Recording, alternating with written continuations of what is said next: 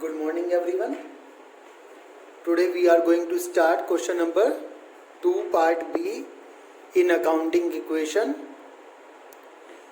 First, prove that the accounting equation is satisfied in all the following transactions of Rajaram. Also prepare a balance sheet. Okay. So our first transaction is started business with cash. Cash के साथ उसने business start करा. तो हमने देखा था accounting equation start करने के लिए आपको सबसे ऊपर लिखना है accounting equation. Okay, accounting equation के साथ यहाँ पे आप क्वेश्चन नंबर डाल देता हूँ मैं आपके लिए. ओके, यहाँ पे आप डालेंगे एसेट्स, यहाँ पे आप डालेंगे लायबिलिटीज, यहाँ पे आप एक पार्टीशन डाल दीजिए. ये सब आप स्केल से करेंगे. ओके, और एक इस पार्टीशन और डाल लीजिए एसेट्स लायबिलिटीज लिखने के लिए. ये पार्टीशन आपका सीरियल नंबर के लिए. Okay, like this you can start your question. Now first transaction is started business with cash.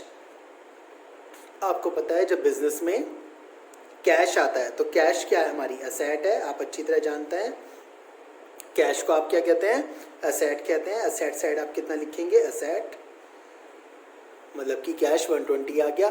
और आप जानते हैं बिजनेस में जितना भी इन्वेस्टमेंट की जाती है उसे क्या कहते हैं, कैपिटल. कैपिटल क्या आती है, लायबिलिटी साइड आती है. तो कैपिटल भी कितना हो गया फर्स्ट ट्रांजैक्शन में, 1,20,000. हमने पहले भी सीखा था लास्ट क्लास में कि अकाउंटिंग इक्वेशन हर ट्रांजैक्शन के बाद इक्वल होता है टोटल. तो assets is equal to liabilities, 120 is equal to 120. Then second transaction is purchased a typewriter. Typewriter बेटा एक ऑफिस इक्विपमेंट है, हम यहाँ पे टाइपराइटर ही लिख लेते हैं. टाइपराइटर पर ऑफिस इक्विपमेंट असेट है. Asset I 8,000 for office use for cash, cash के बदले for cash 8,000 for office use. तो 8,000 का टाइपराइटर आ गया, टाइपराइटर में 8,000 लिख दिया और कैश के बदले आया तो कैश चला गया. 8,000 को क्या कर दिया, माइनस कर दिया. ठीक है, माइनस के लिए हमने बताया था ब्रैकेट लगेंगे. यहीं पे डिफरेंस आया, कैपिटल में कोई भी डिफरेंस नहीं आया. एक लाइन खींच लीजिए. बैलेंस के लिए 120 minus 8, 1,12,000 plus 8,000. This is 1,20,000 and your capital is also 120, liability side is also 120. okay, then your third transaction is, third transaction में आपको क्या कह रहा है बेटा, ये थर्ड ट्रांजैक्शन में आपको बोल रहा है कि purchase goods for 50,000 for cash. 50,000 के गुड्स खरीदने आपको कैश के बदले. तो खरीदिए 50,000 के गुड्स कैश के बदले. गुड्स क्या कहते हैं आप, स्टॉक. गुड्स को क्या कहते हैं, स्टॉक. स्टॉक खरीदने आपको 50,000 के. तो 50,000 का स्टॉक आ गया आपके पास और कैश के बदले आया है. तो कैश क्या हो गया, माइनस हो गया कैश. 50,000 का कैश माइनस कर दीजिए. That's it. 50,000 आया और 50,000 चला गया. कैपिटल पे कोई भी डिफरेंस नहीं आया. बैलेंस कर दीजिए लाइन खींचकर. 112 माइनस 50, 62 बच गया. प्लस 8,000 का टाइपराइटर है, प्लस 50,000 का स्टॉक है. ये ध्यान रखिए जो भी ट्रांजैक्शन है मैं लेबलिंग के नीचे, स्टॉक के नीचे स्टॉक की वैल्यू, टाइपराइटर के नीचे टाइपराइटर की वैल्यू, कैश के नीचे कैश की वैल्यू और लायबिलिटी के नीचे लायबिलिटी की वैल्यू.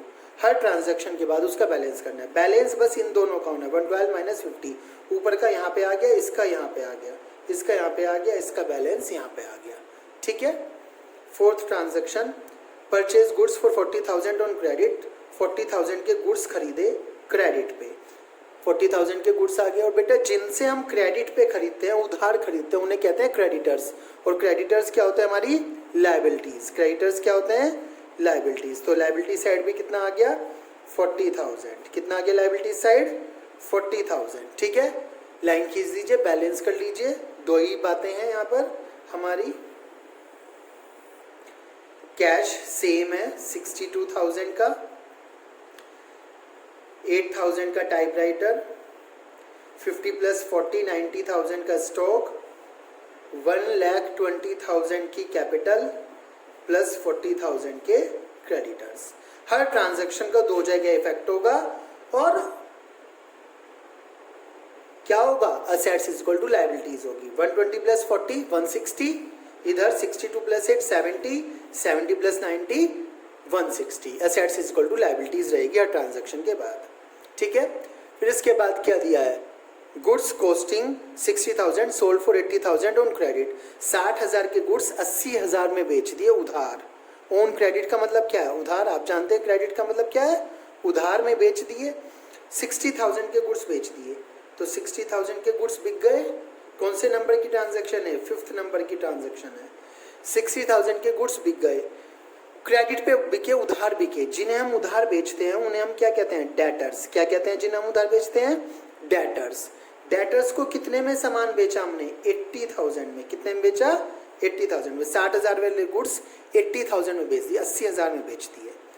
एक ट्रांजैक्शन का दो जगह इफेक्ट बैठता है। 60,000 वाले 80,000 में बेचे, तो बेटा यहाँ तो 60,000 है, यहाँ 80,000 है, 20,000 ज्यादा है, तो 20,000 का प्रॉफिट हुआ कि लॉस। जब 60,000 के गुड्स 80 में बेचे तो 20,000 का क्या हो गया, प्रॉफिट हो गया।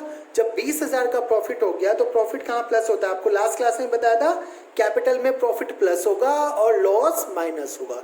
तो प्रॉफिट को कहाँ प्लस कर देंगे, कैपिटल में प्लस कर देंगे। अब देखिए 60 का यहाँ पे आ गया और 20 का जो यहाँ पे डिफरेंस था वो दूसरी साइड आ गया।